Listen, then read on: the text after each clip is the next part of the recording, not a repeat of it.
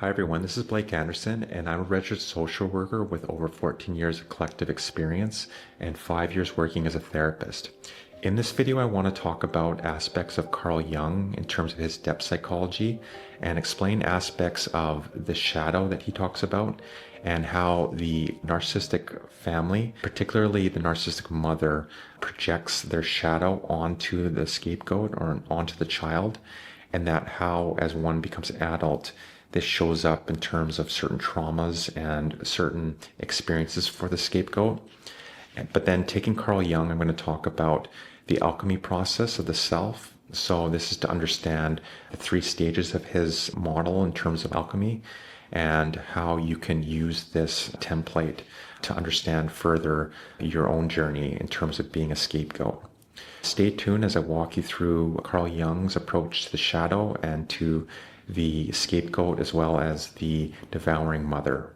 So Carl Jung saw the scapegoat child as just the notion that some children are unconsciously chosen to carry the family shadow. In this case, the mother's disowned self is the unintegrated archetype. You can see it in your mom as a product of her own psyche, but you also understand the family psyche. You can understand there's the unowned shadow of the mother. So there is the nurturing mother, and then there's the devouring mother. And so you can understand the lineage as having this devouring mother as an archetype, and the scapegoat was chosen in the lineage to usually the strongest child that's able to contain it. That's what is occurring within the transmissional process. The collective shadow from your lineage and the collective unconscious was carried through your lineage. You can see it not only as your DNA passing this on, but as a more collective aspect of the world psyche in some sense. And this is getting a little bit out there in terms of understanding, but I guess what you can understand is that if you see this pattern in humanity in terms of other people experiencing the scapegoating, and you can understand aspects and patterns within this mother archetype, as well as the scapegoat archetype, you can understand it's not completely just your own personal journey. Obviously, it's unique to you and your family situation, and there's uniqueness to that, and it's individuated that way. But you can also understand that there's collective patterns that exist within the collective subconscious, to take Carl Jung. And that's why you can make connections between more universal or symbolism to some degree within what occurred. The scapegoat is the carrier of the lineage shadow. The scapegoat usually is very intuitive and very sensitive. They unconsciously are appointed to carry the family's disowned self, unlived ambitions, and underintegrated archetypes. The weight of a single transgenerational emotional unit. The scapegoat is projected upon and carries the psyche's lineage in terms of the unowned shadow of the lineage. It's something to think about in terms of why the scapegoat was chosen. And the scapegoat is often considered the truth teller. The narcissistic family operates within a shared fantasy.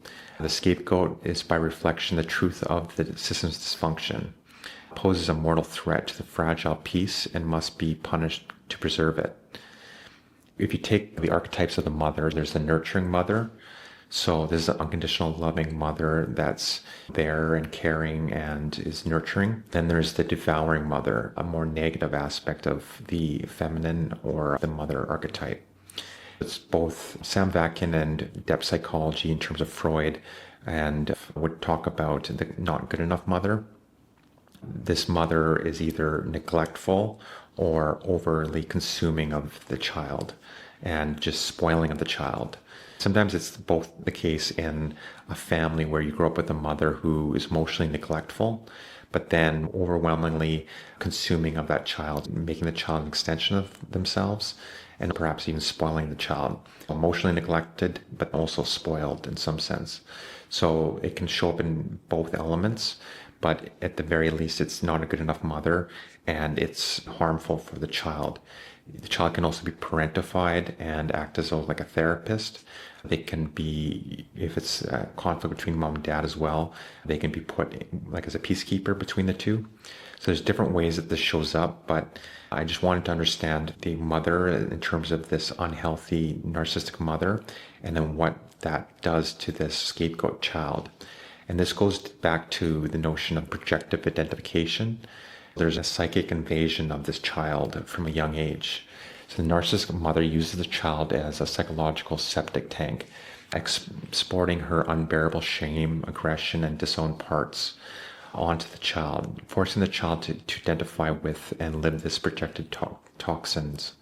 So this child grows up and believes it's their own, so identifies with this shadow element and has a lot of shame and guilt, all the unknown parts of the mother's psyche, as well as usually the family psyche, is projected on this child.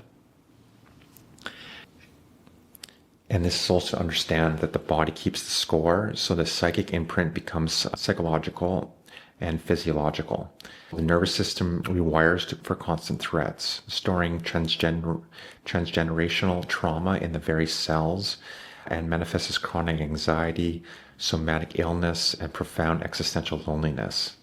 So let's understand that the scapegoat often has these burdens within themselves and they're localized in the body. When the scapegoat grows up, there's also the notion of the repetition compulsion. So this is to start with from Freud, but he would notice in his patients, they would have this blueprint and continue to seek wholeness and resolution of this dynamic from a young age. They'll continue to repeat this cycle until it's healed. The original wound creates a blueprint. We unconsciously repeat the trauma, seeking a different outcome. And through intermittent reinforcement, it forges a powerful addiction, betrayal bond of a dynamic it feels like home. So this is why, and there's a book called The Betrayal Bond, and the notion is that you continue to seek this in others. It's never met because of this repetition compulsion. You've confused from a very young age love and control.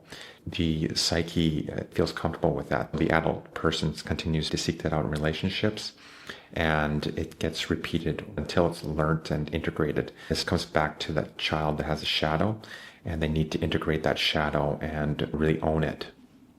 To understand the shadow is to first understand the collective shadow. So the family is the first collective of the child. Its unintegrated darkness, so envy, rage, secrets, is concentrated and projected upon one member who becomes a living library of transgression. The transgenerational trauma is sacrificed to maintain the system's illusion of wholeness. Basically, in order to preserve the core of the innocence of the child, the psyche splits. The ego takes all the badness onto itself, identifying with the aggressor to protect the essential self. Your symptoms are the scars of battle fought to save your own soul. So you can understand that from a young age, the family and the narcissistic parents, it's like a psychic warfare that was going on, and they projected upon you and you internalized that. So Carl Jung had 3 stages of growth. He called it the alchemical process that occurs within the psyche. And he calls them the nigrendo, albedo, and rubedo. So the nigro is the blackening. So this is the blackening. This is the confrontation with the shadow, the dark night of the soul. So this is when you're young, you're unconscious, going through all this guilt and shame. Maybe you're going to a therapist and thinking it's anxiety, or getting your heart broken by someone that you thought you loved and then they were this narcissistic person, or your parents continue to not show up for you and you get blamed for it and you get angry at them. They take no responsibility and you're stewing and ruminating about it. This is to continue to wrestle with the shadow of the collective family that's projected upon, and also your own shadowing. And it's these traumas that are occurring within the psyche. And then there's the albedo. So this is the whitening. So this is the purification through conscious shadow work. And then eventually we get to the rubedo. This is the reddening, the rebirth of the integrated self, the union of opposites, according to Jung. So also to take Ken Wilber, so he's a philosopher, and in one of his books, he talks about the 3-2-1 shadow process. First, you have the shadow outside of you, then you talk to it as a second person, and then you be it. So let's say a monster is chasing you in your dream. That is to identify the external person or situation that triggers a strong emotional reaction.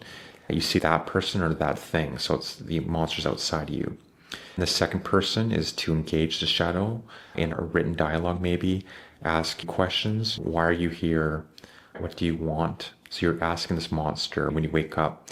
You first saw it as a monster. You describe it and explain it as an external object outside you as a third person. And then you talk to it in a second person. When you wake up, maybe you say, why are you here? What do you want? So this is to just allow your subconscious mind to give you answers. You use it, you integrate it. So your first person, you take the shadow's perspective. You speak as I. So I'm the anger. I'm here to protect. This is the integration of disowned energy. That's the birth of the sovereign self. The union of opposites within. The victim becomes the healer. The terrified child finds safety in the wise elder. This is the emergence of the self, the capital S self, the serene center that brings peace to the inner world.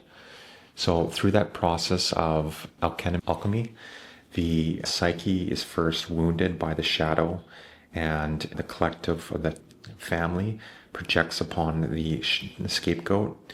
And then the scapegoat likely goes on his life in his adult life and is perhaps has a lack of differentiation, challenges in relationships or low self-esteem, and believes the shadow is their own.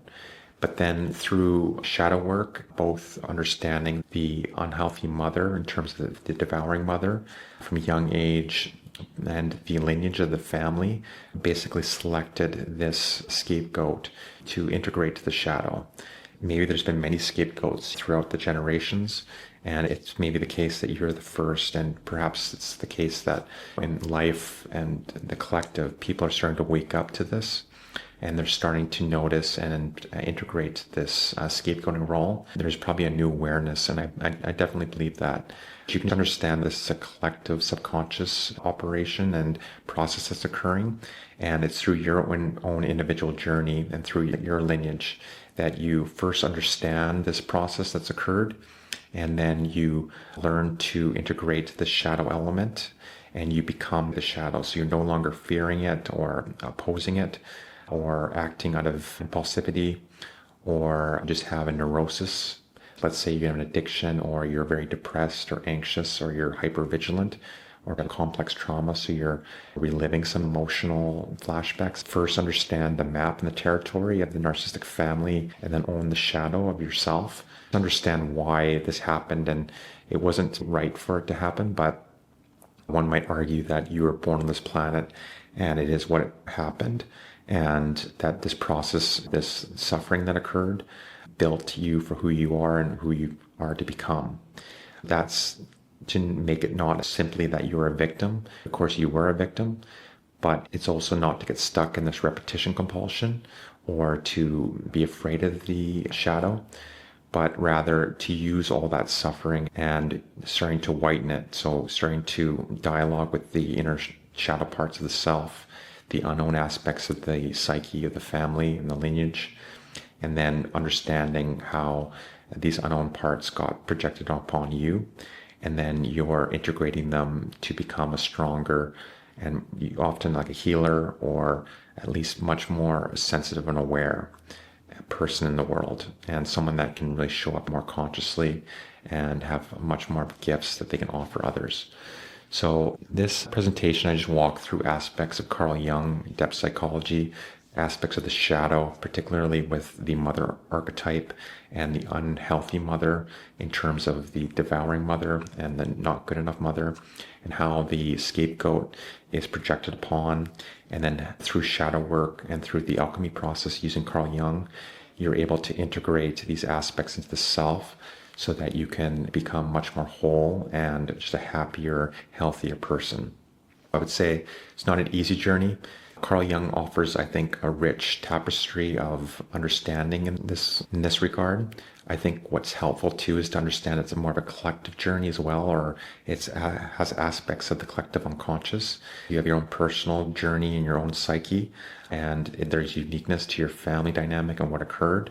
But you can also find patterns and symbolism and archetypical patterns, as well as just collective insight that allows you to integrate this into your life and become more whole as a part of the process.